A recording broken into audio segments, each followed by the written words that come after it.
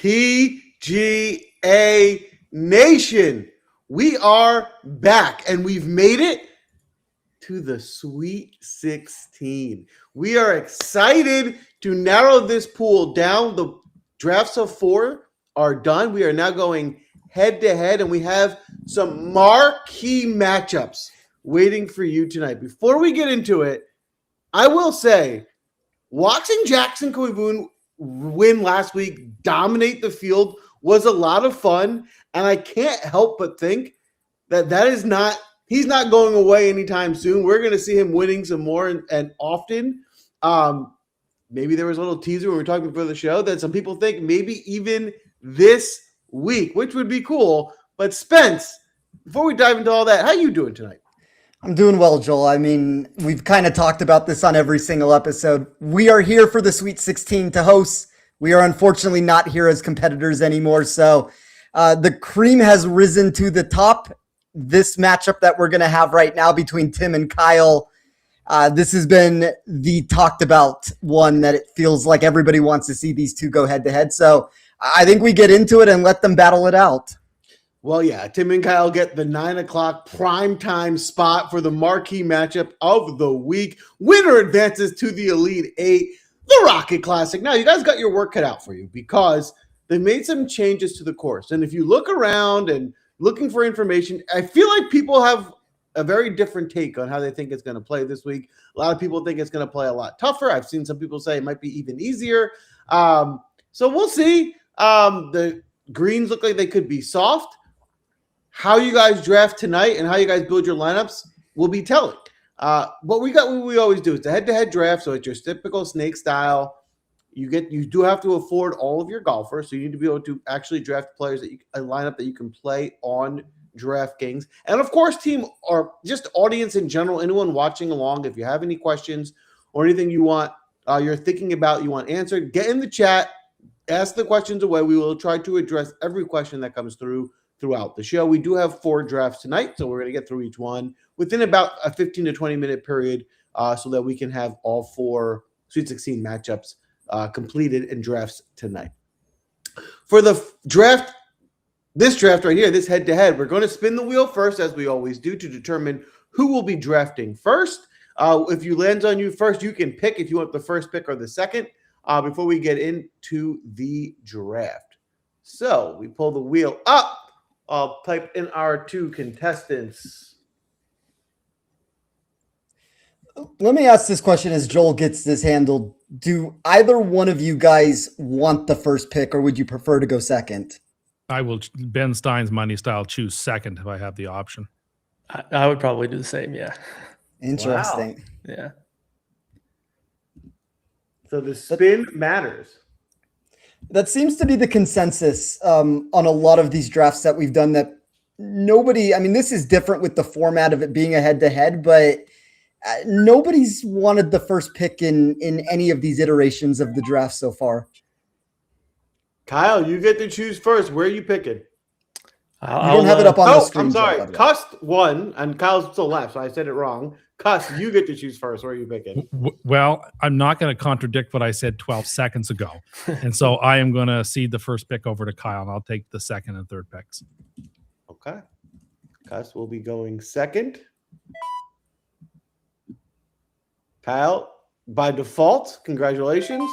You have the first pick.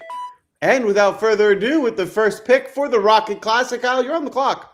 Yeah, honestly, this is right where I wanted to be. I was coming in looking for the first pick for sure. I think I'm already down one based on studio setup. I think Cust has me beat there.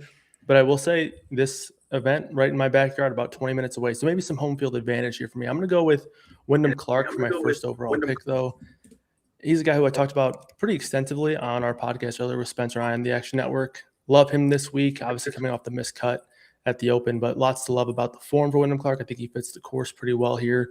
And obviously a lot of talk about the course changes. I think if this course ends up playing more like it has in previous years, then these changes really implementing a ton of nuances to the course, I think that'll actually benefit Wyndham Clark more. So maybe some little bit of volatility there, but overall I like him for my first overall pick. Wyndham Clark, 9,300 first pick off the board. Now, Cust, question for you. would Wyndham Clark been one of your first two picks if you had the opportunity? No, I haven't picked Wyndham Clark to do well in anything and since I picked him in 2023 to win the U.S. Open. Wow. I gave that on Pat Mayo's show, and sort of that's been a claim to fame that I've been clinging on to with my fingernails for like 4 years. In fact, thought he was not going to win the U.S. Open at all this year, and then he did. So that sort of vitiates some of the stuff that I said. This is a true story. I'm going to say this very quickly. I was also on Wyndham Clark that week, and I am not exaggerating when I say Cuss took the entire limelight of that Wyndham Clark selection. Action Network tried their best to pump that material out, and all I saw was Cuss win over and over again. If you look at where Cuss is right now in Mayo's studio, it's a powerhouse over there. You can see everybody in this contest and the people that are watching. As I talked about at the very beginning, this was an episode that everybody wanted to see with Cuss on this. So congratulations on the Wyndham Clark pick. I'm happy that I was able to be a part of that, but you definitely stole the limelight from me. Thank you. The credit is, of course, well-deserved, and so I appreciate that. All right. Well, Cuss, you got two in a row, and you said you weren't taking Clark, so it's basically your first two picks. Who are you taking? I think this is a stars and scrubs tournament. And so I'm going to take two expensive players off the top, and I'm going to take both Koivu and Ken Siwoo Kim. 9,400 and 9,600. I'm going to take them both. Those are the two guys I needed to come out of this draft with, I thought. So that's what I'm taking. Koivu is probably the best player in the field, and Siwoo is not far behind. I do a show every single week with Kyle, and I feel like the Siwoo Kim thing, like Joel and I were talking off air about how Siwoo Kim is always in my player pool and somebody that I like. I know Kyle's backstory. I don't know him as much this week if you are on Siwoo Kim, but I don't know if there's been very many episodes we've done on Action, Kyle, where Siwoo Kim is not one of the poster looks that we always talk about. So I'll flip this to you right now. Were you considering Siwoo Kim? If not, where do you want to go with your next two picks? Yeah, Siwoo Kim was next on my board. I think I was hoping for that second slot so that I could go Clark and then Siwoo Kim back to back.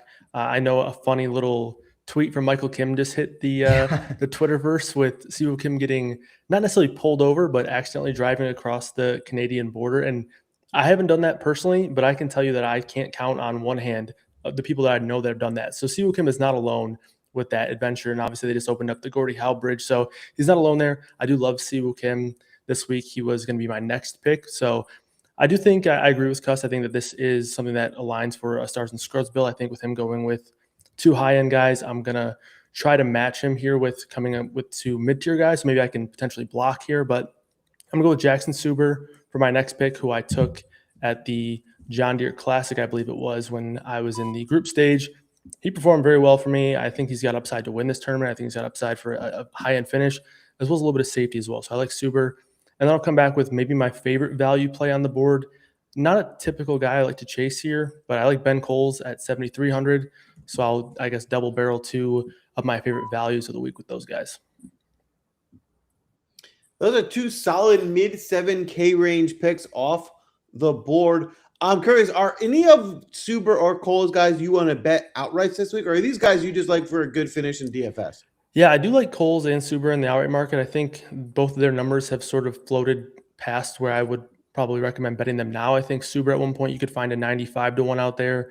I think earlier when I was looking, 82-1 was the best number. So I think 82-1 is still fine. I know there's some mid-60s out there for him. So I think you can still get decent value, but I think the better value for both of those guys are probably in the rearview mirror now, but certainly don't mind taking those guys in the top 20 markets. I think Coles was 3-1-ish for top 20, and that's one of my favorite values of the week.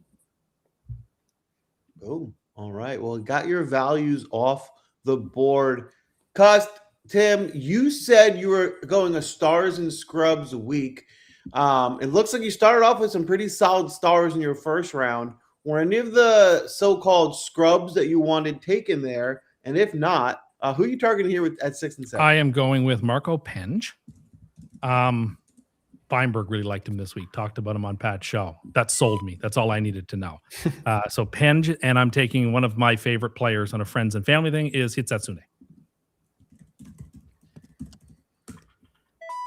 So the 7K range getting peppered pretty hard here. Spence, I'd love to hear from you. How are Penge and Hitsatsune rate out in your model this week? Hitsatsune's inside of the top 30. For me and Penge, I mean, like the questions that you have to ask yourself with him is where is the health? It's something that has plagued him the entire year, and we have seen the good of it recently at the Open, and even when he led into the Scottish, you see the bad at the Scottish Open, but great off the tee golfer who has the ability at any given time to really provide a high-end finish. And I don't think he's going to necessarily be overly owned. I see him at 6%. And I understand for like this contest, it's a two-man. Ownership doesn't really necessarily matter, but just throwing it out there for anybody who is considering taking that sort of a play on Marco Penge there. I'll ask you this, Kyle. Penge, Hitsatsune, either one of those two guys on your radar, and then give us your next two picks. Yeah, I'm a big fan of Rio and his game. I think that he's in a tricky price range this week because there's just so many guys in that range that I do like. If you have the full pool to pick from, obviously I took two guys in that range already. About to take two guys as well. So I think he's kind of in that mix, but I think he's certainly a guy that I think is exciting and someone that's always fun to back. So I would definitely say he's on my radar. Penge, I think, is also a pretty good fit for this course as well. 7,800, again, same sort of vibe there, where I do think there's a couple of guys in that price range I might like a little bit more, but certainly a good option. Penge is someone I'd be, now that I'm going up against him this week, certainly afraid to have a cross for me. I think he's someone that can certainly go low at times for me. Next up here, I'm going to take Doug Gim with my next pick. I think Ben Coles gives me a little bit of safety here. I do think there's some things that could go awry with his ball striking, but I do think that him and Gim sort of mesh well together. Gim will give me that consistent ball striking, and then that potential messiness on the greens is a nice way to put it for him, I suppose. But the ball striking is always something that I like from Doug Gim. He grades out as a strong value for me. And then next, I will go with Davis Thompson. I talked about this earlier on the podcast with Spencer. I said Jackson Suber kind of reminds me of Davis Thompson with the way his game profiles. Thompson's game hasn't been as good as I typically would like to see. I mean, he's someone that I have bet consistently over the last 2 years or so, and he's been very inconsistent as of late. But he is coming off of that T7 at the 3M, so I'll back him here. I think he's a good fit for the course. I think he's a guy who can also perform well in these sorts of birdie fests. And although the course is different, I still think it's going to be a spot where birdies are going to be needed. So I'll go with Davis Thompson here. Davis Thompson really came on last week, was looking good for a showdown, some hot closing rounds, carrying that momentum into this week. And by the looks of the last 6 picks, it looks like the 7K range could be a pretty popular range this week. And maybe a kind of similar formula or build people will have is kind of get your favorite guy or two at the top and then kind of pepper the 7K range, which I think does look pretty strong this week, which should be interesting. Tim, you got your final 2 picks here. I would love to get your take on Gim or Davis Thompson if you're interested in either this week. And then how are you going to close out your draft? No, those were 2 guys I had on my list. They're just 2 guys that fit better financially into the structure I'm developing. The first is I'm going to take my golf shoes off and put Lucas Glover on my list. Not only because Glover, of course, was fantastic this week, taking a run at Aim Point, but also he's actually been playing some pretty decent golf recently. And he's somebody who definitely has the potential to win, and I think is an interesting pick at 6,900. So I'm going to take him. And that opens up then some money for me, and I will round things out with Ricky Fowler at 8,100. Now, Tim, let me ask you a question. Have you ever taken your spikes off on a golfing green? I can honestly say that I have not done that. Okay. So I'll leave that for the professionals and Lucas Glover only this week. That was, what was really funny about that? How the announcer kind of really honed in on the Aim Point, and then Glover came out. I was like, that wasn't it at all. Everyone was believed it. Was like, that must have been it. It's what the announcer said. And it was like, well, could have just asked him. But kind of, everyone just took that narrative and ran with it, which made it, I think, seem a little bit more serious than maybe it actually was. But Tim, you got a really solid team here. I really like the start to your draft. You found some really solid value down below. So you're going to have a tough team. But Kyle, you have 10,800 left. Who's going to be your last pick here? Yeah, I'm going to go with Cam Young. Fill the top of the board here with all the salary I have left and a little bit left over. I was honestly coming into this draft a little bit uncertain on how I felt about being aggressive on Cam Young. He was someone that was, okay with sort of dangling in front of Cust, and maybe he would take him because I love Koivu, love Siwoo Kim, but never a problem having who I think is the best player in the field here. I do like Wyndham Clark a little bit more, which is why I went with him with my first overall pick, but Cameron Young has the second highest DFS projection for me this week, so he's someone that I'm certainly going to have some interest in, and obviously coming off of a good finish there at the Open, so I will take Cam Young to round it out. Boom. I think these are two very competitive squads. It should be a really interesting matchup. I like Tim's first two picks better for the top of the board, but I like the value plays of Kyle better. So I'm a little bit torn here of which side I'm going with. Spence, who does your model like more? As always, I will run numbers. I will get this article posted on Wednesday, and I will run projections from within my model. The one thing I will say is, and Kyle will know this from us talking on Action, and maybe not even so much from the Doug Gim selection. Doug Gim is somebody that I am starting to get a lot of exposure to this week. I bet him to come top 20 at 3-1. Jackson Suber is the best value that I have on my model right now. Ben Coles is a top 20 player, and Cameron Young is trending towards being the number one player in my sheet with all the updates that I've done. So I think this is a very hotly contested battle between the two. I'm going to go with Kyle for this. I think it's probably a 55-45 thing at the end of the day, but this is why we play the game. And if anybody's doubting Cust out there, I think Cust may have come through from one of the tightest and toughest groups. You have Pat Mayo at the top. You have Alex Blickel, who's the reigning FSWA Golf Writer of the Year. Ben Rasa, who we're going to have on in a second. And Tim was the one who won that contest. So there's no easy outs at this point. Everybody's come to play. Why don't you just marry Kyle's roster while you're at it? No, look, I like Kyle's roster probably better than mine too. So that's probably bad news for him, I guess. I don't know. I'll have to keep my fingers crossed, but I do agree with Joel. I like the 2-way start that you have with Koivu and Siwoo Kim. I'm going to have to hope that I can maybe avoid some horrendous putting from guys like Gim and Davis Thompson to round out my value options. Can you imagine if Koivu shoots like 24 under par this week and wins again? Can you just imagine the conversation? Is he somehow already player of the year? Like, you can just imagine the amount of hyperbole that will go flying if he plays like that again. Yeah, the hype train would not be easy to stop if that was the case. That's for sure. It would be great for golf. It would get people interested in it, and it would get more eyeballs on the screen. I hope he does. And you know what? I don't think it's out of the question. I hope not. That's why he was the first pick. That's a lot of birdies to be had, a lot of eagles to be had, perhaps. We'll see. Yeah. Well, I wish you both luck. The winner will advance to the Elite Eight. Before we get both of you out of here, we thank you for your time. You guys are absolute legends in this space and what make this tournament so great. Tim, tell everyone where they can find you this week and what's your favorite bet of the week. They can always find me right here on the I'm in Pat Mayo Studio, Pat Mayo Experience. You can find us here on YouTube. Smash the like button on the channel. Download, listen, iTunes. That's not what it's called anymore. I'm blowing it. Apple Podcast, Spotify, wherever fine podcasts are found, that's where you'll find the Pat Mayo Experience. That's where you'll find me. And my pick in one and done was Siwoo Kim, and I love Jackson Koivu this week. So that's what I have for you. Boom. All right, his bets are on his first two picks. That is very fair. That's how it should be done. How about you, Kyle? Kyle, tell everyone where they can find you this week and what your favorite bet of the week is. Yeah, a lot of my content is at Action Network or Roto Grinders. You can find me on Twitter or X at KMerdDFS. Favorite pick of the week is going to be Wyndham Clark outright. Took him number one overall for a reason. I was high on him last week, or last time he played at the Open, and he failed pretty tremendously. So hopefully he can bounce back here with a good showing in my backyard and bring home an outright win for me. Well, we appreciate that. I love that both your bets were on your first picks. That's how it should be.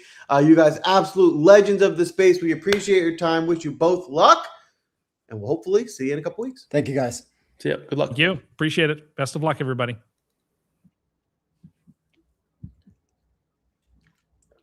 All right, Spence, we got another draft. The next spot in the Sweet 16 coming right up. We will reset the board here. Let's do it. I'm actually just for myself experiencing how to reset it. I think this will work. I hope it will work. And if it doesn't, I'm sure I'll figure it out. Spence, who is in our next draft? Yeah, so we're gonna have the winner of your group, TurtleBear, over at LEVR, the sponsor of this show, and then the runner-up that finished second to Cuss, Ben Rasa. Very excited to see these two pitted against each other, two great golf minds, and I think we're gonna have another good battle here. Boom. All right. A great battle. Again, another premier matchup heading into this round. As we guys get this going, Ben, how you doing tonight? I'm good, man. I'm excited. I honestly, round one, I took a little break, little hiatus, and then I got the message. I had to get back in form, so excited to hop on and do a quick draft here. Well, we are super excited to have you. TurtleBear, welcome back. Advancing. Turtle, how you doing tonight? I'm good, guys. Love the new format. I just caught the end of the last draft. It looks great. And thank you. Apologies ahead of time. My actual name is Ben. I almost just jumped in there when you asked other Ben a question there. So if I interrupt, I apologize. Not intended. Do you prefer me to put Ben on the screen, No, or are you it's okay gonna with get sticking way with too TurtleBear? confusing. Yeah, that's gonna be a nightmare. Battle of the Bens. All right. Well, tell me. Well, I'm going to spin the wheel. As you guys know, wherever it lands on, you get to pick where you want to draft. You don't have to go first. But Turtle, I'll ask you, where do you want to go?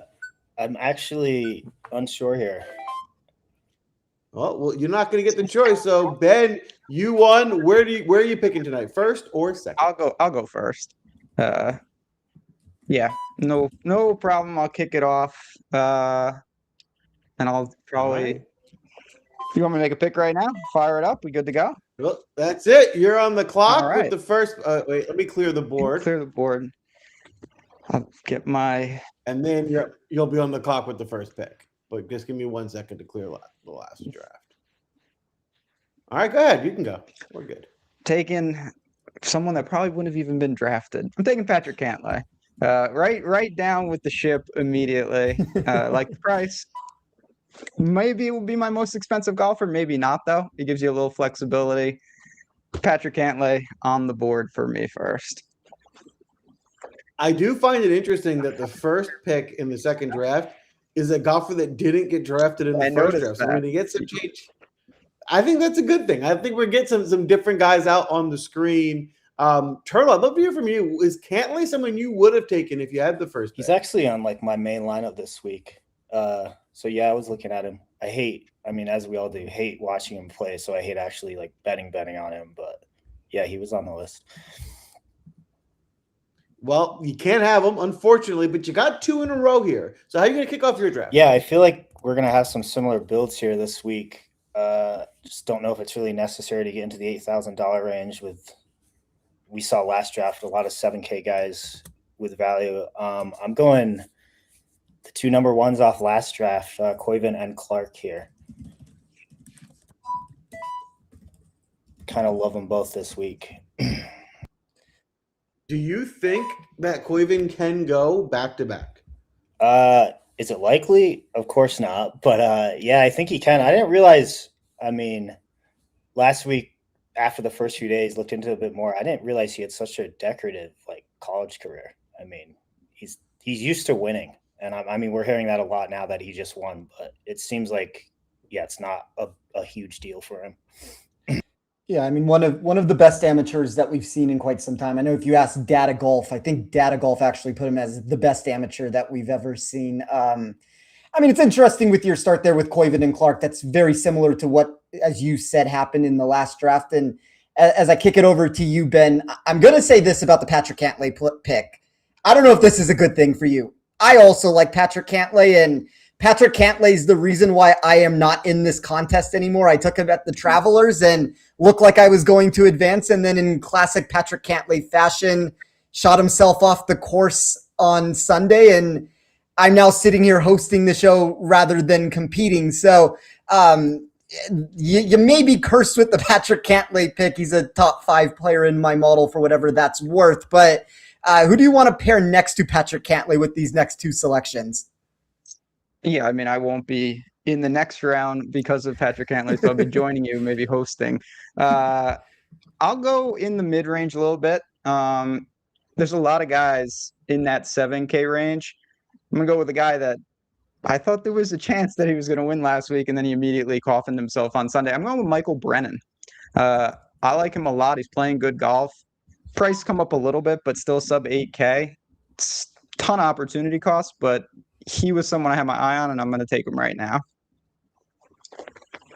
Yeah, I mean, the driving acumen that he brings for a course like this is hard to ignore. I believe he is the number 1 expected total driver in my model this week. And I mean, that's a return that you have a lot of good drivers at this tournament. And we've kind of seen it historically of a lot of these guys that are able to skyrocket up the board. And don't know if it's going to be as much bomb and gouge this week with where the bunker placements are, but Brennan kind of checks all the boxes inside of my model also when it comes to off the tee. Who's your next pick going to be? I'm going to go kind of with his neighbor in Davis Thompson. Couple $100 below him. Now I have some salary to play with for the last 3, but those are 2 guys in the 7s that I thought made a lot of sense this week. Yeah. Davis Thompson seems like might be popular this week. He's a guy that kind of fell off for a little bit, but does seem to be turning a quarter, playing much better as of recent. Turtle, you've got your 2 higher end golfers on the board. Probably need to start thinking about some value here with your next 2. Before we get there, we'd love to hear your take on Brennan and Thompson, and then who are you taking with your next 2 picks? I like Brennan. I think there's a lot of upside there. We're just curious, where are you guys pulling these live odds from? Has he dropped? I feel like wasn't he closer to like 30 to 1? I will be honest, these odds were pulled early in the week and not been updated, so they might be a little dated. I probably need to do an odds update for what's being shown, but these were maybe what they there's an offshore book out there if you want to shop around that has them at 77.5 to 1 on the legal side of things. The highest I see him at is 58 to 1 currently. I thought he was lower than I mean, I have a guess. I haven't really looked this week, but yeah, those odds are interesting to me. Yeah, so I am I really liked kind of where the guys' heads were at in the draft before this. I'm gonna go with Gim here, and then Jackson Suber as well. I'm going to say this: if Patrick Cantlay is the one that's going to wreck Ben's lineup, Doug Gim might be the one that becomes the Gim Reaper for you on it. Another player that I like, don't know if I've ever gotten correct before. Ended up betting him to come top 20 this week, took it at 3 to 1. One of the best upside climbers, which is a weird answer to give for somebody that doesn't win golf tournaments. Really like all those things that even after what I just said, really like the way that you started on your build there. Ben, I'll ask you this about the Doug Gim and Jackson Suber selection. You have a lot of money on the table at 8,400. I don't know what you had planned to do with those next couple of picks, but Gim and Suber, 2 names you were considering or no? Definitely see the merit for both. Suber could have easily wound up in my lineup. I think we've all seen, I mean, even with Links Golf at this, he's just adaptable. He's playing great. He can go low. He can grind it out. Just a really good player right now. So same wavelength. But yeah, the way my build is going, obviously I can't take him now. Anyway, I'm going to pay up a little bit and spend some of that money. I'm going to get Hideki. That's a guy that I honestly considered taking first, right in that same price range as Cantlay. And then I'm going to take Ryan Gerard, who his price has come up, but he's another one who's just playing really, really good. I might look to him in the outright market. I do think his time maybe to break through a little more is approaching. So I have some flexibility with my final pick. We'll see where it goes. But those 2 hopefully can get it done for me this week. Let me ask you a question. Do you draft differently like this week, knowing that it's a head-to-head contest, maybe it's a little bit of a safer play than maybe you would, or would you have played it maybe a different style roster if you're entering this into a GPP? It would be different for me, just because honestly, like if you get 6 or 5 through here, you have a pretty good shot probably. Whereas in a tournament, there are some 6K guys that I have on a list that I do like this week, but it kind of feels a little unnecessary, just because it is a head-to-head. So it does change my thinking a little bit. Yeah. I totally agree. I think that's pretty sound logic, especially strategy wise, in a format like this. All right, TurtleBear, you got 2 left. The same question stands for you. Do you draft differently for this format going head to head than you would if you're playing in a GPP? I typically have 2 lineup styles that I feel like most people have. I don't really ever play cash games with golf. I don't feel like it is as necessary as it is with other sports. So I guess I'll typically draft like a safer lineup, and I'll run more I really only single bullet though. So something with more long shots in it. But as far as this is concerned, I'm just like, I have an optimal I go in with. I don't get really reactionary to like how their build is going. But obviously if guys come off the board that I want, then it changes things a bit. But yeah. That makes sense. I guess one more question, and this will be for both of you before we wrap up. Will you leave, and if so, how much money will you leave on the table when building rosters this week? Well, we're about to find out. Okay, there you go. I don't try to leave a lot, but I mean, this week, I can't remember what tournament it was that I drafted last time with you, Joel, actually. That one felt like it had potential to leave a lot on the board. This one, I just feel like there's, I don't know, almost value everywhere, so not really as necessary. In tournaments, maybe a little more for me. In this, we're going to see, but probably only a few $100s at most, I would say. Yeah, I think that makes sense for sure. All right, well, TurtleBear, now's the time. You got 8,200 real quick. A lot of flexibility with these last 2. How are you rounding out the squad? Yeah, so I don't love this, but I'm gonna go there. I'm gonna go with Nikolai Højgaard. And then what does that leave me at? 81. I'm actually gonna leave a little on the board here. That leaves me with 81, right? Yep. I'm gonna go with Mac Meissner here. Yeah, that's a player that that speaks to me. Like if Siwoo Kim is somebody that you hear from me every single show, or I mean, Mac Meissner kind of carries a lot of that same stuff. I know he missed the cut last week. Really bad Thursday round, got it together on Friday. I wouldn't look too much into that. I think he's a very sharp play. But look, I mean, you hear that from me every single week. And before we get to Raza's last pick, Turtle, I do want you, we have a couple of minutes here. I do want you to talk about LEVR, the sponsor of this show. For anybody who is not aware of LEVR and is wanting to try it out for the first time, tell everybody a little bit about what you guys have going on. Yeah, definitely. And thanks. And again, thanks for the opportunity for sponsoring it as well. I can't wait to hopefully make it a regular thing. We launched somewhat recently, about 6 months ago. We are a prediction style sports book. Don't get scared from those words. I understand if you do. As far as prediction market, what we offer is leverage on bets. So pretty much like you're getting a natural multiplier with your bet. If you were to take a straight bet like today, say you took the Yankees at plus 100, we allow you to 2x that, 3x it, or 4x it, which allows you to pay out twice as much, 3 times as much, 4 times as much. That's the obviously like the reward side of it. The risk side of it is as the game progresses, we do use the live odds. And when you open up a position or make a bet, we'll tell you, hey, if the live odds ever hit like plus 250, your bet's out, you lose. Doesn't matter if they come back.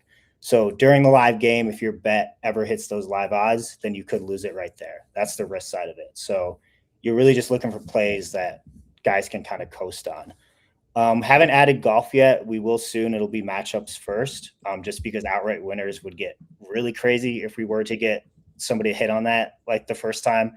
Taking a 30-1 on a 5x would not be great for the book this early if that were to hit. But yeah, that's like the general gist of it.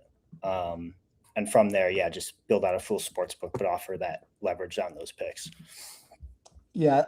It's a really, really cool concept with a ton of upside. So if you're someone who likes upside, winning big, getting a big hit, not a lot of places where you can find that and be able to find that upside. So it's a lot of fun. The idea is to kind of give you like parlay like payouts without having to hit, 3 or to 5 legs. Just taking one single bet you're really like committed on and hammer that. It's a really, really great idea, and we are thrilled to have LEVR on board with King of the Draft sponsoring this tournament. All right. Well, Ben, you got one pick left. To round out your squad, you have about 7,700 left for the pick. Who are you taking with your last pick?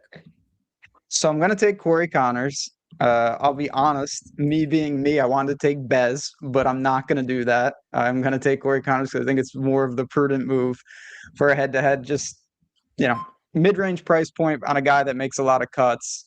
We know the ball striking is there. I expect him to at least give me 4 rounds, which I'd probably just sign for at this point.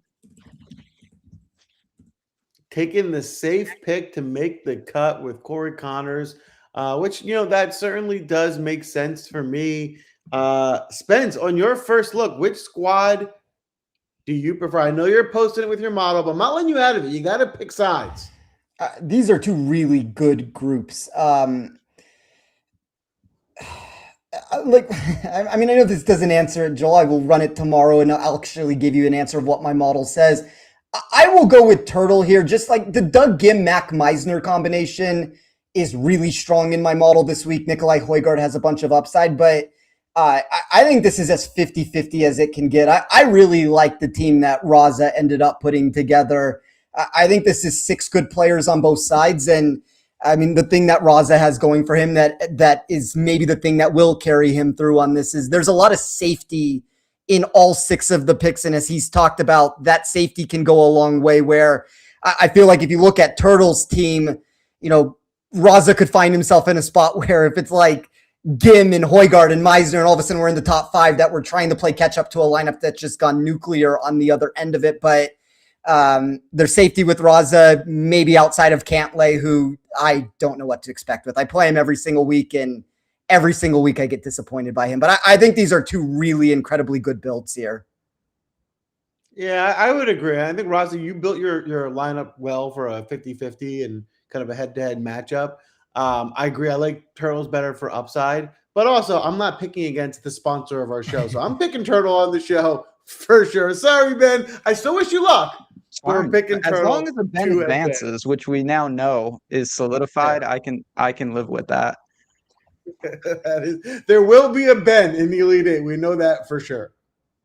Yeah. Well, we appreciate your time. You guys also 2 legends. Before we let you guys out of here, Turtle, where can we find you? And what's your favorite bet of the week?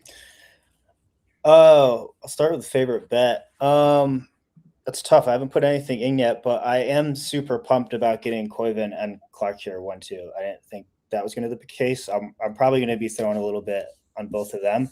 I'll take an outside shot. When I was just looking before we started, I have an addiction to first round leader, which is not great, but throw a little money on Grillo first round this week. I like that. I like that one. And Ben Rasa, where can we find you this week? And what's your favorite bet of the week? Okay. There's nothing that's going to top a Grillo call. I obviously can always get on board with that. You can obviously find me over at Stochastic and Odd Chopper, both DFS and betting. Jazzraz Bets on Twitter. Thanks for having me on, guys, which is awesome. Really fun format. I do like Cantlay for a top 20 at plus 115 with ties. I know that's disgusting, but as much as he's been painful, he's a pretty solid player, and it's not the strongest field in the world. I do expect him on one of the first pages of leaderboard. If you want to give me plus money there, I will take it. But yeah, it should be a fun week. I know it's not a major, but honestly, I like these weeks even better. You see some really cool stuff. And like last week with Koivu, you can see some guys really emerge. So it's going to be fun. I'm excited to sweat this. Quick question before you guys get out of here. Rasa, I'll ask you this because I think your model probably is walking down the same line that mine seems to be with this. If you compare him to the rest of the field, I know you talked about the top 20, and outright on Patrick Cantlay might be a harder thing to chase with what we've seen recently. But where does Cantlay sit in your model when it comes to win equity? Like, what do you have as a fair price? How does that compare to the rest of the field? Where does he land on the pecking order for you? Yeah, so again, that's where I think that context is super important. Like if I went with pure win equity, and this is the contrast of the teams, if you told me on the screen of these 12 golfers who's most likely to win, I think the first two are on Turtle's side, honestly. I think guys like Koiven and Clark, their ceilings are just simply higher. But I'm hoping, for me, a guy like Patrick Cantlay will give me that kind of median, upper median finish a little more often. So in win equity, straight win equity, I don't have him that high. I have him about fair, in that 20-ish. I think there's like 27s out there, something like that. And I think that's around pretty accurate. But I do think there is some value in that top 10 and top 20 market with a guy like that. He just seemingly can't close it this year. But you know what? He's a quality player and he's frustrating, but I still think it's in there. Yeah, I think that makes a lot of sense. Context always matters, whether we're talking about DFS builds, and something that Joel and I try to harp on every single show, that understand the contest you are in, understand the roster construction that you're putting into it. Turtle talked at the very beginning that he's not somebody who plays cash games for these things, but cash games are like you can do anything you want when it comes to ownership. And something like this is a lot more towards that range of ownership's not going to matter. And, you get to some of these large field GPPs, kind of have to get different in it. And that's where everything matters. And that's where context comes into play. And for betting, that's always going to be how you can find value, if you can locate the right markets where somebody can be attacked in. So I appreciate both of you guys for joining us tonight. I guess I will say, let the best Ben advance in this. And the winner who does move on, I will see you guys here in 2 weeks. Hey, cheers. Thank you, guys. Appreciate it. Good luck, Thank you, guys. guys.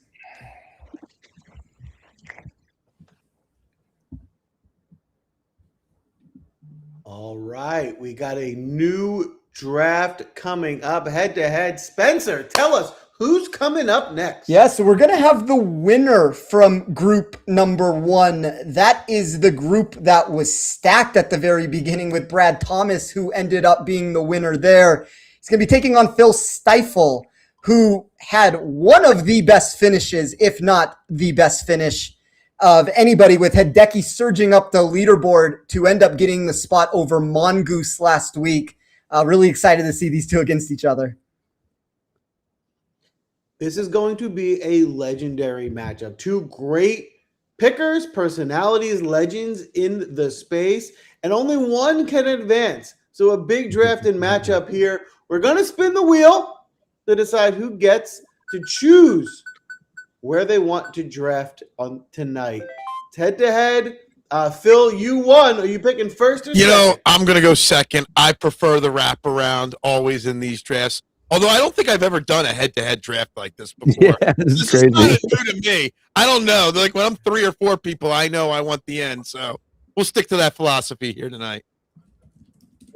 Well, Brad, you've been gifted the first pick. So without further ado, you're on the clock. But before you pick, Brad, how you doing tonight? Dude, I'm doing pretty good. I actually am just sitting here building WNBA models. So let me close that out and turn my attention to golf right now. So, it's a good one.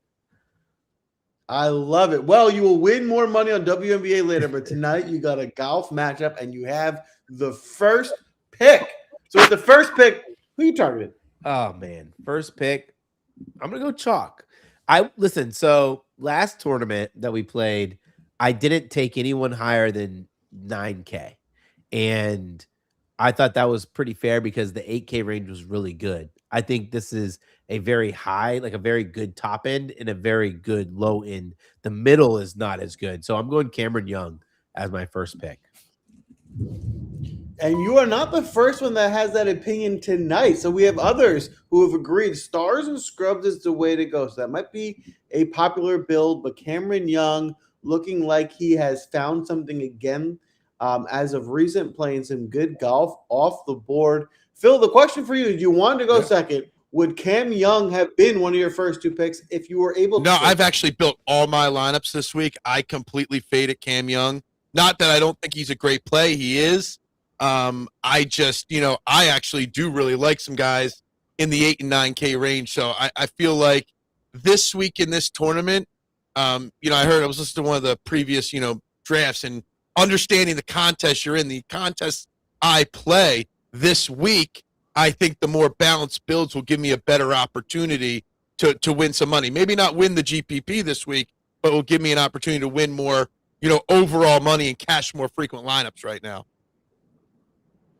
Boom. All right. Well, with that being said, who's your first pick? I'm going to call it out. I didn't get lucky with Hideki, having a great Sunday last week. He actually went 65, 65, 64 rounds 2, 3, and 4. So that wasn't just some Sunday, miracle. So I'm going to start with Hideki, who hasn't missed a cut in, again, since the Lyndon B. Johnson administration. So, we're going to start with something very safe there with my first pick. I really like him this week.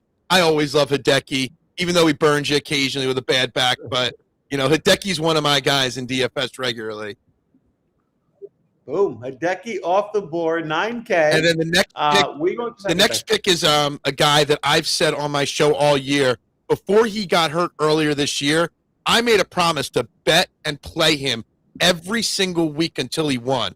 He got hurt, but he looked like he was back last week. So I'm going to go back to the well with my main man, Jake Knapp, who is one of my favorite players on tour. Sprays the ball a little off the tee, but it's not as penile around this course if you miss the fairway. His approach game is his putter. Everything else is plenty good enough. I love me some Jake Knapp this week. Joel, that's the first Jake Knapp that we've had, correct?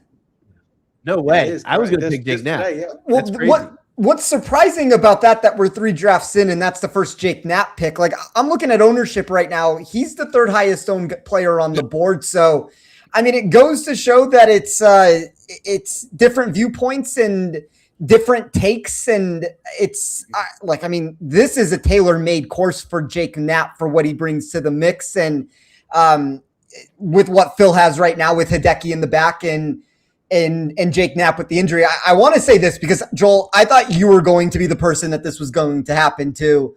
Nobody's had somebody withdraw yet that has altered the contest on it. I think Raza, credit to him, had Brooks Koepka the week that he pulled out, and he still managed to get himself into this round. So kind of goes to show how strong his team was that week. But look, it's going to happen to somebody at some point. I'm not saying it's going to be Hideki and Knapp. Kind of thought like my luck, Joel, it might also be me. So it's not just you on that regard with that answer. But Hideki and Knapp's a very strong start from Phil. And I heard you, Brad, talking about Knapp was somebody that was going to be one of your next picks. So I won't ask you to talk about Knapp. I know it's somebody that you like. If Knapp is now off the board for you, though, where are you going to go with the 202 and the 301? Yeah, this was pretty tough because I felt like Knapp was really good value at the 8-8, right? Like his value compared to the other guys in his range was just fantastic. And it just leaves myself asking, do I want to pay up for a guy like Ben Griffin? I don't know, right? Like I like Ben Griffin a lot, but if I'm comparing course fit, it's probably Jake Knapp than Ben Griffin. I'm going to pivot over and I'm going to go a little bit lower. And I'm going to take Michael Thorbjornsen at, I think it's about 8-2. Plays well at this golf course. I actually think now that they just basically nuke the water at this course, it's going to be even better for him.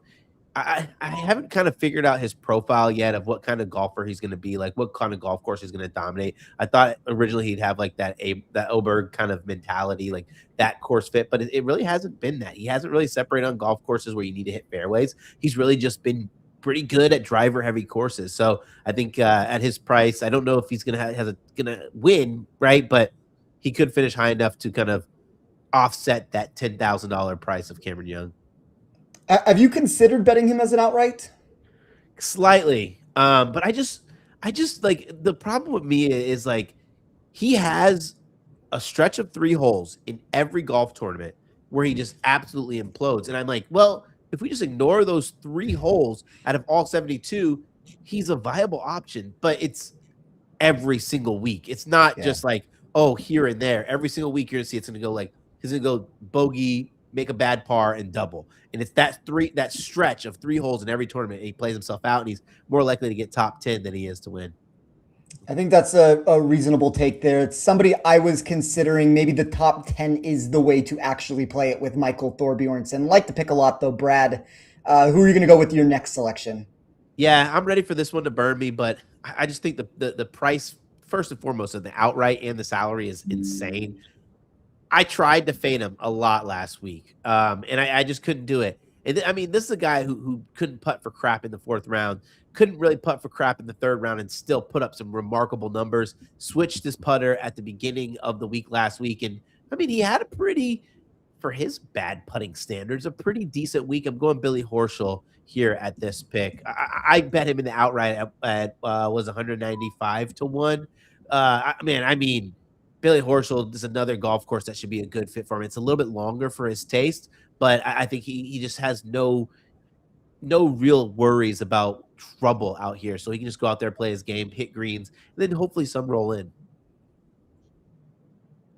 Billy Ho off the board. I agree with you. I think Billy Ho has turned a corner recently. The ball striking has been amazing. You really need him to make some putts. If he has a hot week putting, I mean, shoot, he can top 10, maybe even win the tournament if that putter comes alive. So first time Billy Ho was taken tonight. I wasn't taking the other drafts, but as a value play, I like Billy as well. Phil, I would love to get your take on Horschel, and then you got 2.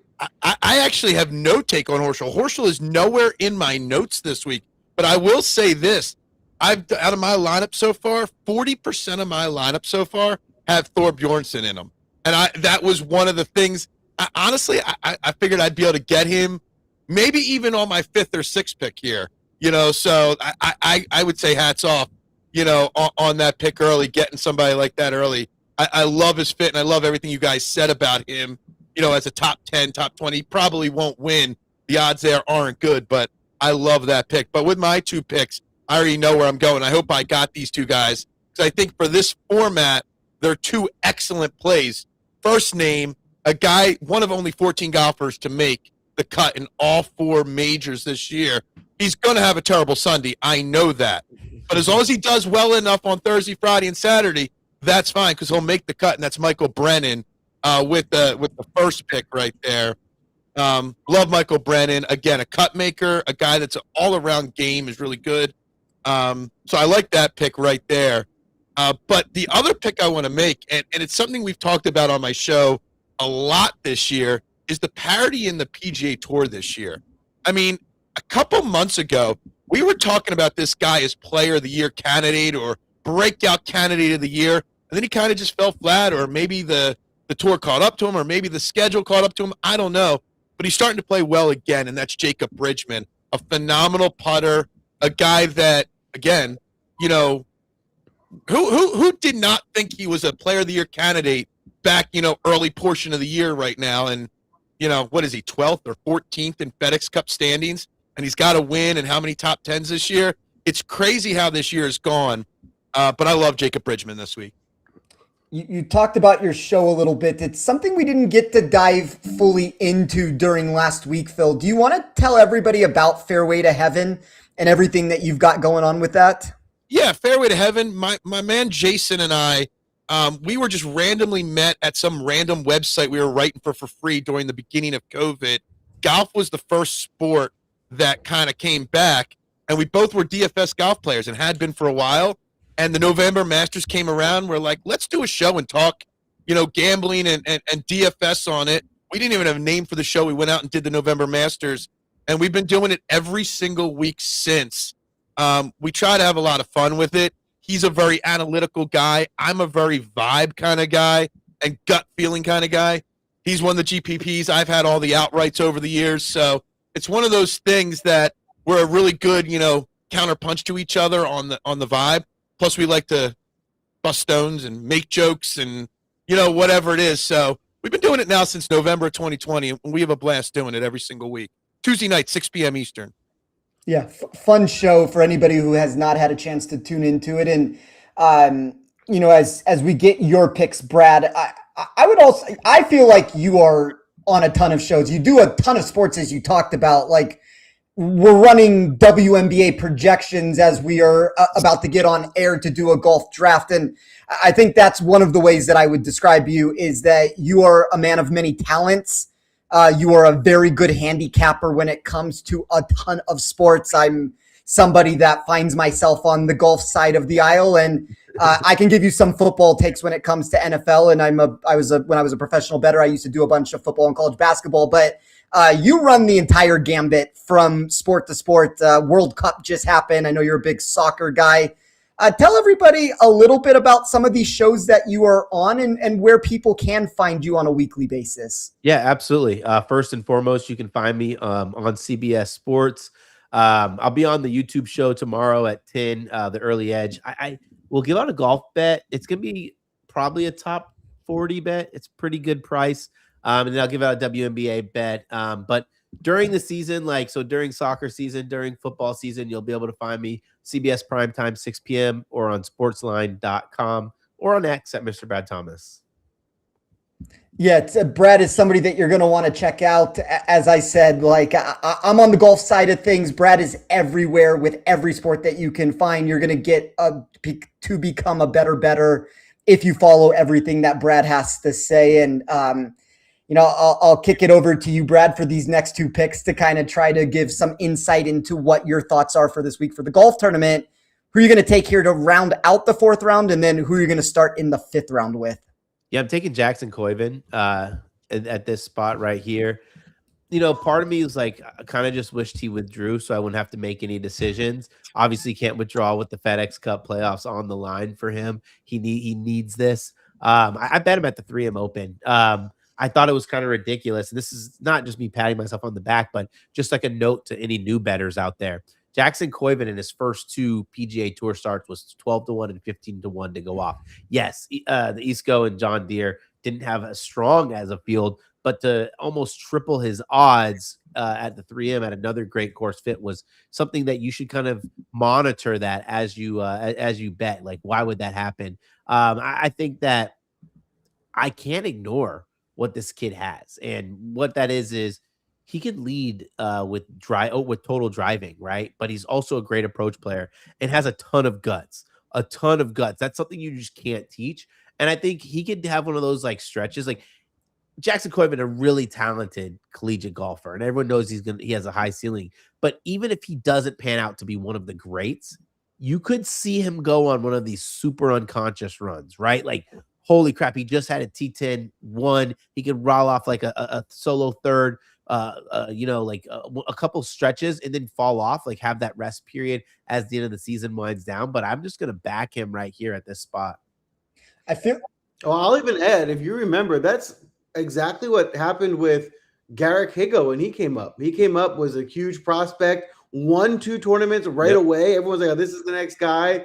And then he hasn't won anything since and hasn't really been around. So I don't think that's going to happen here. But like you said, there is some precedent of it happening. I know he won recently if we talk about Tom Kim, but Tom Kim was kind of the name I was thinking of as somebody who came on tour very quickly, got a couple of wins, and then it took a few years for him to get himself back to the winner's circle. And we see it all the time with these golfers. Like, Jordan Spieth at 21 was a phenom like we've never experienced before. And unfortunately, he's gotten into his head, and the best version of him that we're ever going to get is probably in the rearview mirror of him as a 21-year-old. And I feel like, Joel, you and I have talked about this on shows quite a bit. It's like, when you get hot, you have to capitalize in that moment where you are one of the hottest golfers in the world. And I mean, it's hard to say that Jackson Koiven, from what we've seen from his amateur experience, he doesn't have the scar tissue and his ability to win on tour within 5 starts. The sky is the limit for him. So I also like the Jackson Koiven pick. It's somebody that I'm going to have in my player pool this week. We're going to need one more pick from you, Brad. You have $7,450 left for 2 spots. Who are you going to take with this first one? Yeah, I mean, I already know my next 2, so I'm going to go ahead and give this one right here. And, in this position, when you're in drafting, you have to pick which one you would hate to lose of the 2. And I'm going with Ben Coles. Probably the best of the 7K, in my opinion, right now. at least the way that he's playing. A win a couple months, or was that 2 months ago on KFT, and then just riling off like in contention, right? It's not just he's riling off good finishes, but he was in contention at 3M, in contention at JDC. I think that just Ben Cole's playing really good golf. If his putter can cooperate, he's going to be in that, I'd say T18 range with the upside of that contention and then fall off on Sunday. Ben Cole, I think he looks absolutely great. I think he's underpriced here at 7,300. The way he's hitting the ball, the recent form, and he's a guy that I think has some upside, but even more so, he's safe. I think you're going to get at least a good result and make the cut. And in a head-to-head, that's what you're looking for. So I love that pick, Phil. You got two here to round out your squad, but we'll have to get your take on both Coles and Jackson Kavoin before you rolled out. Well, I'm sitting here and I had two plans with my final two picks. Brad made my plan because one was Ben Coles and somebody in the 9K range, or I had two 8K guys lined up. So he obviously just solved my delay. I've been sitting here. I was about to flip a coin on which way to go because I liked both ideas. Ben Coles is a phenomenal pick right there. He's actually got two guys on his team now, Coles and Thor Bjornsson, that were two of my targets here. Obviously doing a head-to-head for the first time. This is kind of new territory for me. And Jackson Koivin, I actually could see Jackson Koivin having a little bit of a fall off this week. Maybe not missing the cut, but I could definitely see him after getting that win kind of dropping a little bit maybe this week. Maybe a little too much excitement for the young kid after that first win. But Coles and Thor Bjornsson are two phenomenal picks right there. So I'm going to go the other route that I was going to go. We're going to start with my one-and-done pick for this week. My first bet that I made of the week, and I think a phenomenal course fit, and that's Nikolai Højgaard. Great off the tee, great approach player. He's not going to have to worry about losing the tee left or right or anything. It was the first bet I made, and it was one of the easier one-and-done selections I've had all year. So Nikolai Højgaard with one. And I'm going to give credit to Jason, my co-host, for this next pick, because I didn't realize after three missed cuts how well he's done since the U.S. Open. Former champion here, I think it was in 23. Ricky Fowler at 8,100. Yeah, I'm not leaving anything on the board, but I don't think it really matters in this contest. So I think Ricky Fowler is back on track just ahead of the playoffs here, and I'm not sure where he stands in the FedEx Cup, but I'm sure he could use the points. I like that lineup. I think that's a really solid, very basic build. It's a very good chance at a 6-for-6 right there. Yeah, I just really quickly, I saw Ricky at the Travelers. Like, you see the 38th there, but he was one of the bigger underachievers that I had in my model that week. And then you take the 15th at the John Deere and the 18th at the Open. It does feel like Ricky is trending at the right time right now. Yeah, I didn't have him anywhere on my card. And literally at 6 o'clock when we were going through the 8Ks, Jason brought up how great he has been, Ricky Fowler, in the last couple events. So I'm like, you know what? He's a late addition to my player pool this week. Yeah, I like the selection there. Caitlin in the chat said, "Are you a Knights fan, Brad?" with the jersey in the background. No, that's an Eichel jersey. He's actually my second favorite player. Sidney Crosby's my favorite. I got this autograph, Eichel autograph as well here. It's pretty sick. Nice. So that's his jersey, but I just like the logo, so I don't flip around the back. Yeah. No, it's, it's being in Vegas, all things Golden Knights in this town. Hockey has been something that I did not expect Vegas to take on as much as it has, but this city's become rabid for all these games, and the team has been very good every single year, which kind of helps with that. All right, Brad, last pick for you. You have 7,600 left. Where are you going to go with this selection? I realistically was going to go back. I've gone back and forth on this, and there's so much volatility in my lineup right now. And naturally, I would have went with Johnny Kiefer. I think Johnny Kiefer is a good fit for a golf course like this where you could basically hit it anywhere, but he's so volatile, right? He's not a guy that you can just back into top 20s. Like, he's the type of guy you want to take him like top 10 or bust, right? Top 10 or don't bet him at all. So I'm going with Jackson Suber. I think Jackson Suber may or may not get overlooked in DFS this week. We'll see, but I'd edge on the side of possibly getting overlooked. Really bad miscut at 3M, couldn't do anything, right? Couldn't get off tee, couldn't make putts. But I thought that like that was really needed. He played a lot of golf in a 4-week span, right? Like he skipped the Genesis. He skipped the Genesis, but literally went overseas, still played at the Open after playing 4 tournaments in a row, then comes back to the mainland and plays in the 3M. Like your body just is like gonna shut down when you're a younger golfer like him. Is he someone that I think can win? I don't think so. I think he's another Ben Coles type where I do believe Ben Coles can win, but like one of those guys who's can contend and will ultimately fall off. Jackson Suber he's not a winner. No offense. Like not like saying like he's a loser, but you know what I mean? He's like hasn't won at any level yet. So like, but I think he's like the safe of the volatile guys, right? The safest volatile guy that there is in this range. And I think that the weekend off is going to help him. Quick question. Is he someone that you will only want to play in more cash type lineups, head-to-head 50-50s? Or do you think he still has at least enough upside to be in a GPP? Maybe not have to be – he doesn't have to win the tournament, but get you a good enough result. I mean, at 7,500, yeah, I guess. I'd want to play him in like head-to-heads probably, though. Like, this guy's just like the volatility of Suber, Kiefer. Who was the other third one that I was looking at in that range on my model was Kevin Yu. Like, just 3 dudes who like – 2 of them are going to miss the cut here. Yeah. Yeah, that's fair enough. Well, another very competitive draft. Phil, I think you were the first lineup that went for the more balanced approach to the draft and less stars and scrubs. I like really both lineups here. Oh man, I'm having a hard time. I legitimately, and like I know I have not given, I guess in fairness, Joel, I have given answers. Like I've always pushed it back to I'll write about it on Wednesday. We'll talk about it on Wednesday, but I have given choices. I legitimately don't know who's going to win between these two. I think this is very close. Like Suber's the best value in my model at 7,500. I think it's a good price tag for him. You flip it on the other side though, and Nikolai Højgaard was one of the very first clicks that I also had this week. I think these are 2 really competitive lineups, and I wouldn't be shocked if this one ends up being potentially the closest battle that we've seen. And I will say this, Brad, Phil has played the close games already. He knows how to win when push comes to shove. Your lineup kind of ran away with it early. Yeah. No, I really like Phil's lineup, right? Like I bet Hideki, I bet Knapp.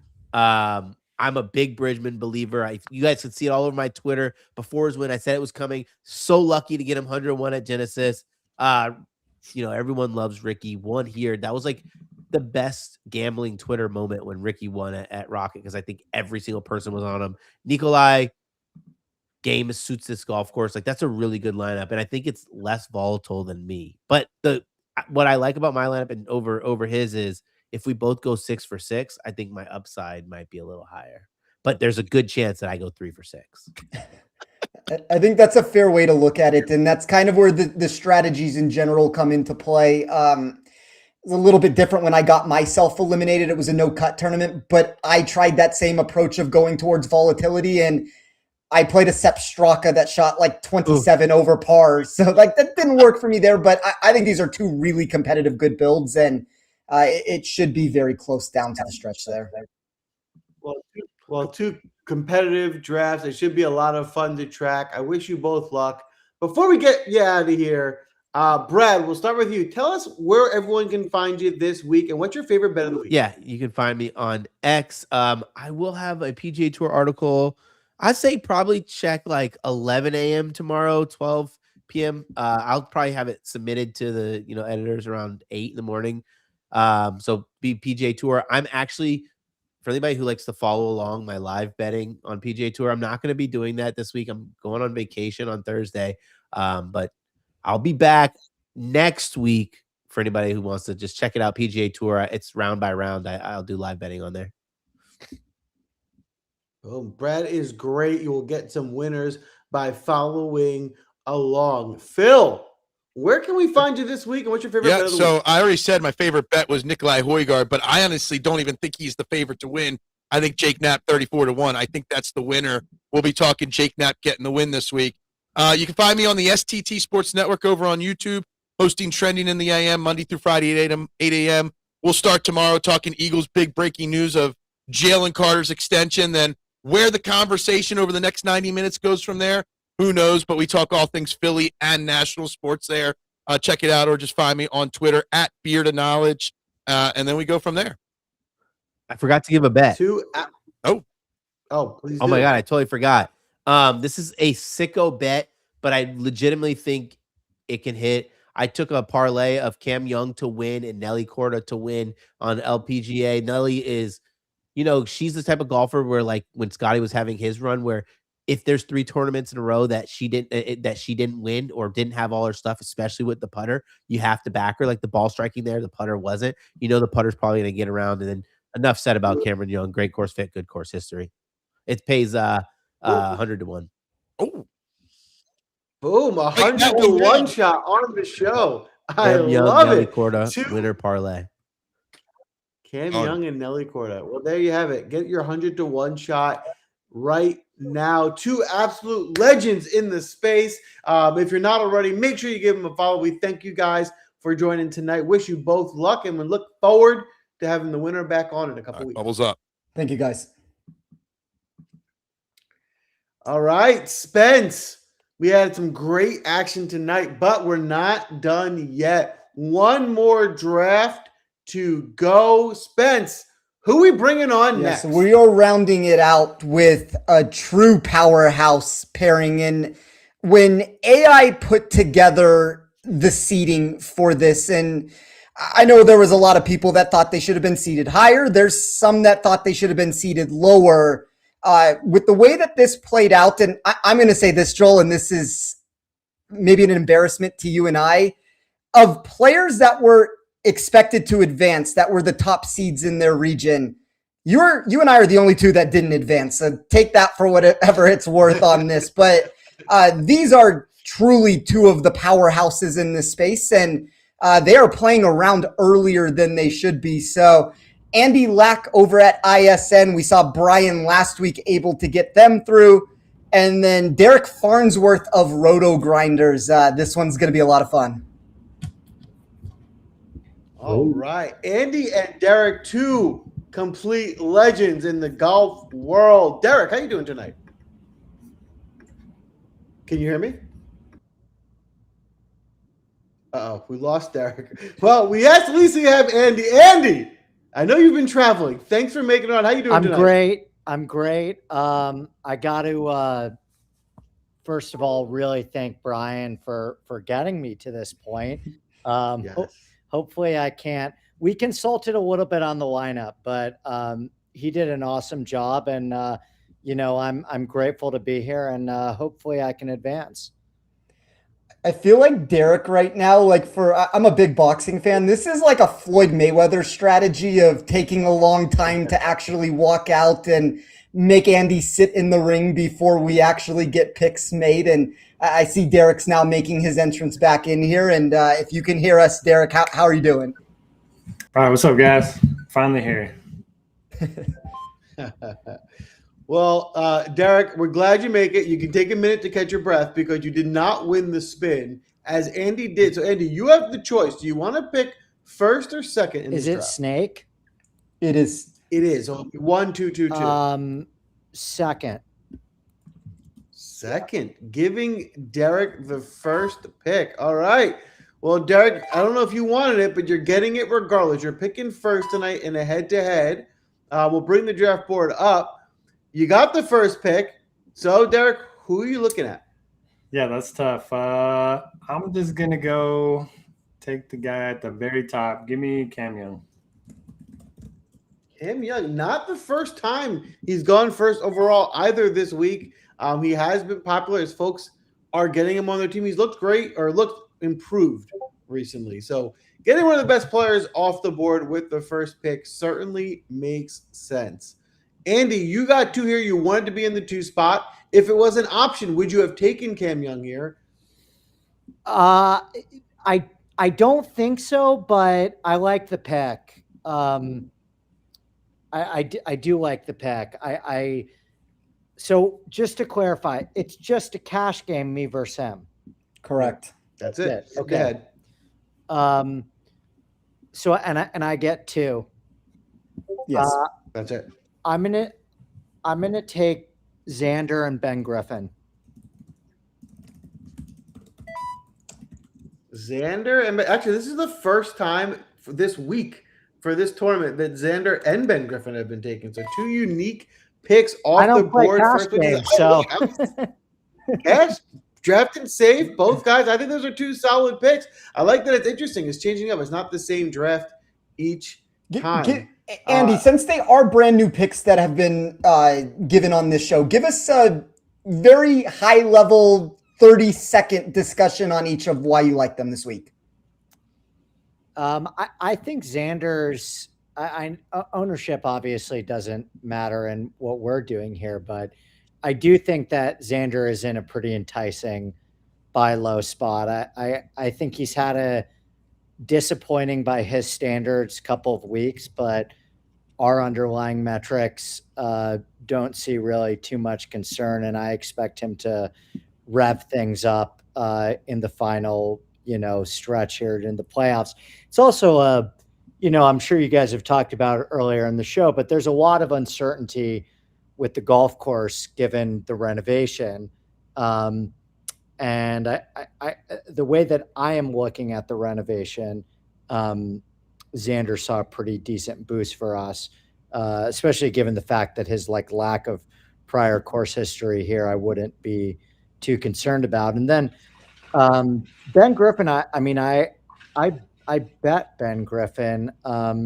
He's another player that I just think is playing a little bit better than the results would suggest. He hit the ball really well at the Open, didn't really get much out of his play, and it's just been he's kind of hitting the irons have really been coming back for him in a way that's pretty exciting, and he's had a lot of success on golf courses with newer, firmer greens as well. So, I'm happy with both those guys. It may be how I'm starting my own single entry. I like the Ben Griffin pick myself. I think there's going to be a lot of this that's going to be said. We have 2 very high-level drafters here. All 3 of those names are inside of the top 11 of my model for whatever it's worth. So it's kind of firepower to firepower right now from what we've gotten. Derek, you started with Cameron Young. You got 2 picks here, 7,900 left for those 5 selections that you're going to have to take. Who are you starting with, and then who are you going to follow that up with? I'm going to go Davis Thompson, 7,700. Okay. And then this one's tough. I want to go with the guy I bet in Jake Knapp, but I'm going to go with the safety in Siwoo Kim. I mean, that's a recipe right to my heart there with Siwoo Kim, as everybody knows. I feel like, Derek, you and I as we have gotten closer and we've started chatting about stuff and kind of just commenting on each other's posts, I feel like it's an every week thing that a Siwoo Kim discussion comes up, and it's the same thing that I do with Kyle on the Action Network show, that Siwoo seems to be somebody that I am on every single week. I do, before you make your picks, Andy, I do want to throw it over to you. Do you share the same love for Siwoo Kim that Derek seems to have in myself? I'm probably under market on Siwoo Kim this week, but he's a scary one. I bet him at the Open. He's had a phenomenal season. I've actually bet him quite a bit this week. I don't quite know off the top of my head why he wasn't on my big board. But I'm a big fan. I'm a big fan. Yeah. That's all that matters to us, Do we have any security concerns about him getting detained in Canada? Ooh, I didn't know about that. I'll take back the pick. Is that true? I did hear something about that. Is that true? Well, I mean, he crossed the border. He was meeting Michael Kim for dinner. Ended up on the wrong side of the border. I think 7 or 8 different cops ended up coming over asking him if he had drugs, if he had weapons. I view this as a positive. This is a script right out of the Scotty Scheffler playbook. Like, let's get ourselves arrested and try to win golf tournaments now. That's the one thing that we're lacking. Well, as long as he's not in jail, I think he can get you a good result on the golf course this week. All right, Andy, you got Xander and Ben Griffin with your first two off the board. You have two more here in a row. Where are you going from here? Oh man. I'm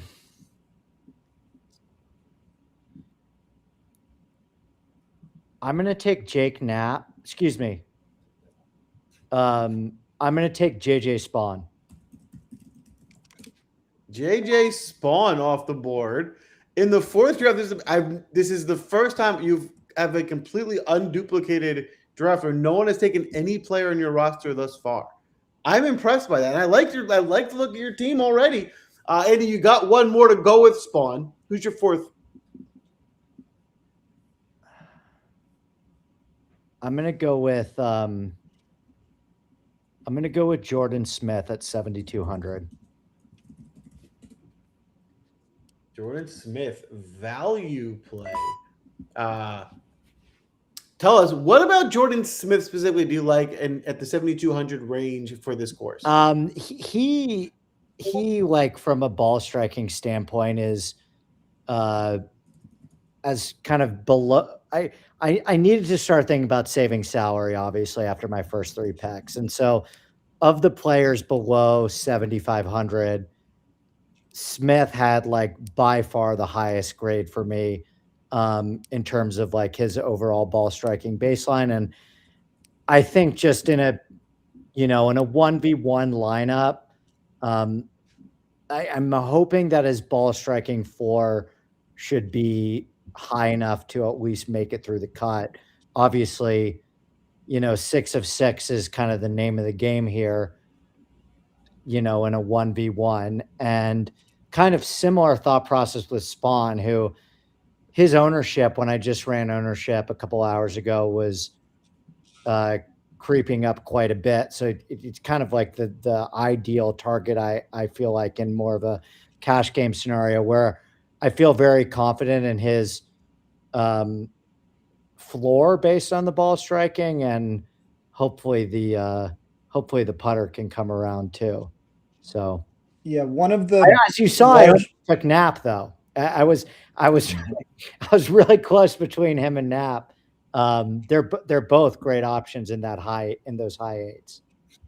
Yeah, Smith is first of all, with Smith, it's one of the higher upside climbers, one of the higher safety climbers that I have in my model. And I think you talked about it, Andy, for a cash game sort of build where you just need to beat one player, that makes sense. And I'm also very bullish on JJ Spawn. I think there's a lot to like about him for this event. Derek, before you give us the pick, I guess give us a 10-second take. Any interest in Spawn this week? Any interest in Jordan Smith? Maybe even if it's not necessarily your next pick, what do they look like in your model? And then who are you going to take? Yeah, funny enough, I was debating between Spawn and Knapp and Thompson and Siwoo. So those 2v2 is pretty close in terms of salary. So definitely on Spawn this week. Smith's the guy that I haven't ever gotten right. He projects pretty well for me. I don't know what it is, but just never seemed to be on the right side of him. So that is good news for you, Andy. For my picks, I'm going to go Jackson Suber, 7,500. This is not the cash game strategy, but chasing some upside. If I can get like 5 or 6 with some high finishes, that's kind of what I'm going for. And then give me Doug Gim. Historically, not a great course for him, but I do think the change is kind of going to elevate the ball striking needs here. So I'm hoping he can play a little bit better here this week. Joel, before you take this over, I have to ask the question because the comments that we are getting right now about Doug Gim, everybody was telling Andy, do not take Doug Gim. I have to ask you, Andy, were you considering taking Doug Gim, or was that somebody that you weren't going to try to deploy in this? Always considering Doug Gim. Anybody? I just realized there's a chat section. Okay, now I'm catching up on all these. Okay, I got all my all the ISN people. Yeah, people in my community know that I've got a soft spot for Doug Gim. Derek, I love the pick, man. I love the pick. If I'm gonna lose, I'm happy to lose. Of the week. All right. Well, Doug Gim off the board. Unfortunately, Andy, you can't have him. But what I find is interesting is you're able to keep your streak alive for the fourth draft of the night. You have somehow have a completely unique lineup where no one has been drafted on your team. Gim was drafted, so if you took him, you would have broken it. Can you continue the streak here with your fifth and sixth picks? Yeah, probably. Actually, now that you say that, I'm gonna like just pick some of my favorite guys and say screw it. I'm gonna take Sung Jae at 7K. Has he been taken? No. Nope. Interesting. Yeah, he murdered me last week. That was not fun. And then I'm going to take Keegan at 7,800. I'll leave $200 on the table.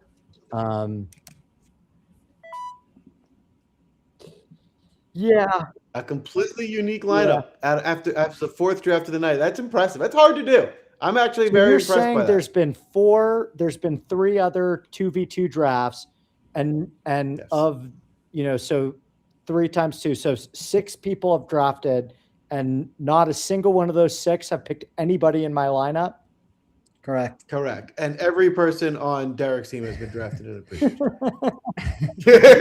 Well, I mean, listen, my numbers, I don't know. My numbers are often very close to data golf. Sungjae is like number 1 value play in data golf. That is the beauty of a golf course with some mystery, right? Like, you can go up in flames, and I'm a GPP player. So, I expect to lose most weeks that I play DraftKings. I certainly do lose most weeks that I play DraftKings. But when you get something right, then hopefully the payoff is on the bigger side. So I'm sure there were some smart people drafting behind me, so I shouldn't feel great about that. But these were always going to be the soldiers I went to battle with this week. So we'll see what happens. I think you got a solid looking squad, and I like the fact that you're able to draft a completely unique lineup, especially as the fourth draft of the night. So some different takes, some different players, a different way to look at the course, which I think is interesting. All right, Derek, you got your last pick, 7,300 to spend. You'll need to find a little bit of value here to round out the squad. Yeah, so the last time I was on, I went against the model. I went with the gut pick of Jordan Spieth. Almost cost me a spot in this round. So I'm not doing that again. I'm just trusting the numbers here. Give me Christian Bezuidenhout, 7,300. I like that. Not sure he's got a lot of upside, but I think he can make the cut. Seabez off the board. And you know what, Derek? You are now officially your first unique pick. So we have it. It's official. 2 pretty solid lineups. I think this is going to be a really interesting matchup. Again, this looks like another really close one. I'm going to take Derek's squad here for me for the head-to-head. But I think it could go either way. What about you, Spence? So I'm going to say this. I'm going to give the same answer, but I think there is a non-zero chance to this, to where Derek might end up being the second highest scorer, and his lineup gets absolutely nuked by what Andy puts together, and Andy just ends up being the high scorer, which is, there is something to be said about that in this contest, and credit to Andy for coming on the show and providing 6 very unique picks from, I know it's been said in the chat where there's some contrarian choices and there's some chalk choices that have been picked. And if nothing else for Andy here, he's going to be able to hold his head up high, knowing that he went down, if he does go down, with a lineup that he believes in that nobody else has. And there's a lot of upside to this team. Like, this team has the potential to kind of just go crazy. So I think this is going to be a nice pairing, and I'm really excited to see what ends up happening between these two, not just because it's 2 of the bigger people in the space and 2 of the well-known people in this contest, but I think that what we ended up receiving here is a vastly different outlook between these two builds, and we'll see what ends up happening this week between it. Is there a first- is there a like a portal? I mean, I'll probably play this exact same lineup in some of my own stuff anyway, but is there a way to track just so I can remember Derek's lineup too throughout the week? Yeah, I will tweet it out. And I'll updates. That's cool. That's awesome. Yes. We will, Spencer will tweet it out. We'll track. We'll let you guys know what the scores look like, who's winning. Follow along, smash the like button. It goes a long way. Half of the Sweet 16 is now in the books for this week. It should be a fun follow to see who gets to advance. We're a little bit over time, but before we get you guys out of here, Andy, tell everyone where they can find you and what's your favorite bet of the week. Oh, thanks. I just my Twitter, ADP Wax Sports. I have a company called Inside Sports Network, InsideSportsNetwork.com. We have a fun Discord and stuff. I'm sure people have heard of it from Twitter and stuff. So all my stuff is over there at InsideSportsNetwork.com, and I do a ton of free podcasts and stuff on Inside Golf Podcasts as well. Thanks for having me, guys. Thank you, Andy. Thank you for joining. Andy, do you have a favorite bet? Yeah. I took a bunch of matchups on Chris. Matt Wallace minus 125 over Pearson Cootie. Matt Wallace, head to head. I love it. And Derek, please, and everyone already knows where they can find you, but remind them, where can we find you and what's your favorite bet of the week? Yeah, so I'm at Roto Grinders and Action Network, RG_Notorious on Twitter, a bunch of free content, bunch of premium content as well. And for my favorite bet of the week, give me Jake Knapp to win, 32-1. Jake Knapp outright. I love it. Two absolute legends of the space. We greatly appreciate both of your time coming on and drafting with us. I wish both of you the best of luck to advance, and we'll look forward to having one of you back for the Elite Eight. Thank you, guys. Thanks, guys. Appreciate it.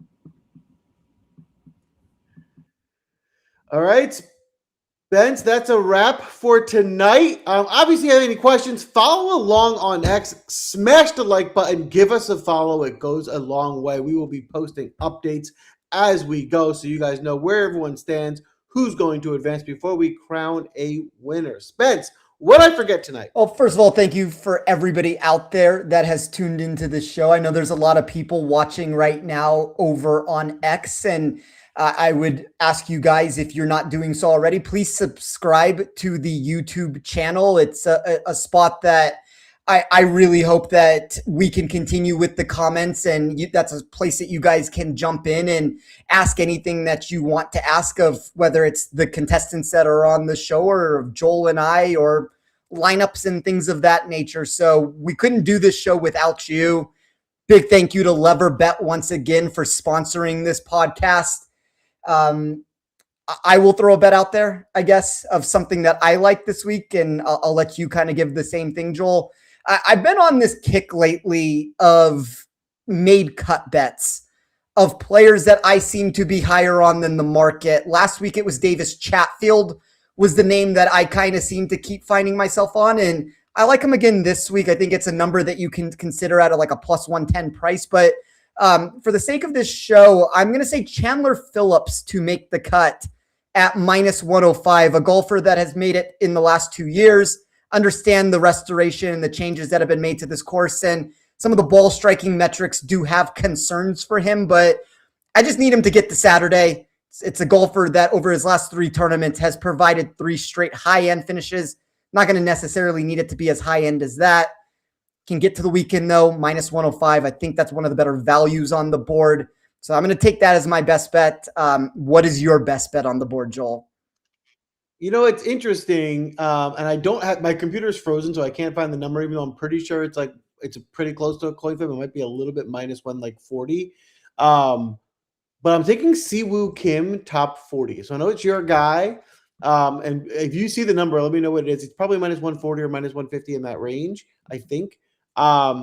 But I think Siwoo's just playing really well. And so even if he misses a bunch of putts or isn't all the way there, I think his baseline is high enough to just get you a good result, which is where I want to play him this week. So give me Siwoo Kim top 4. It would be very natural that Siwoo's one of the reasons why I'm eliminated. And then the second that I don't get the potential to take him, I wouldn't be shocked if we don't far surpass that top 40. He might end up working his way up the board. And, like I understand I talk about Siwoo Kim quite a bit on this show, but it's like the metrics for me just continue to tell this story of a legitimate top 10 golfer in the world that really never gets treated as such. And whether it's a top 40 bet like you just talked about, Joel, or I'm even fine pushing it a little bit further up the board. I know he seems to think right now that he's the top 10 king that can't get himself a victory. And if that's the case, maybe like the outright becomes a little bit harder to manage there. I think the price makes sense, but top 3 player in my model inside of the top 3 also for upside. So it kind of just goes to show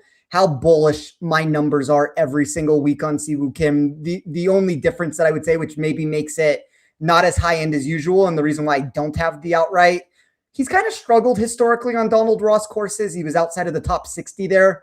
It was really the only metric that I saw, but I mean, as a top 40 bet, that's kind of just one area out of 100 different metrics that I'm looking at that would push him down. And I'm never going to talk anybody out of a Siwoo Kim wager. So, doesn't mean much coming from me, Joel, but I like it. Boom. We are aligned. We got some money to make this week and a lot of fun closing out Golf Madness. The first half of the Sweet 16 this week, the second half next week. Follow along. Who's going to advance?